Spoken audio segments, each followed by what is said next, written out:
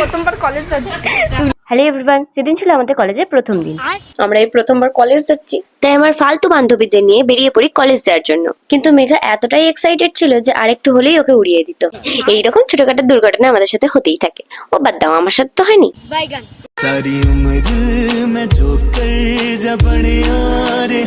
এদিকে পাখি অন্ধের হাত ধরেছিল যাতে ওর রোডটা পার হতে পারে।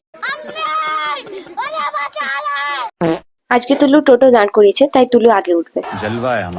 আমার বান্ধবীরা কলেজ যাচ্ছে না, আমার বান্ধবীরা বিয়ে বাড়ি যাচ্ছে, বিয়ে বাড়ি। তাই নদীর ধারে এসে কেউ চুল ধরে, তো কেউ আবার লিপস্টিক পরে। টোটো থেকে নামার পর ওভারব্রিজে ওঠার সময় ভাবছিলাম কালকে আর কলেজে আসা যাবে না, বাড়িতে থাকবো আর চিল করবো, চিল।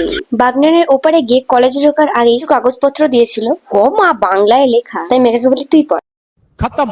ফাইনালি আমরা আমাদের বাগনান কলেজে পৌঁছে গেছি। প্রথম দিন কিছুই জানি না, তাই কমন রুমে গিয়ে দাঁড়িয়েছিলাম। কিন্তু ক্লাসরুম তো খুঁজতেই হবে, তাই দুতলা থেকে একতলা, একতলা থেকে তিনতলা এইভাবে দৌড়ানোর পর আমরা বুঝতে পারি যে আমাদের ক্লাস 1টা থেকে শুরু হবে। আর তখন বাজে 11:30। আসলে আমরা রুটিনটাই বুঝতে পারিনি।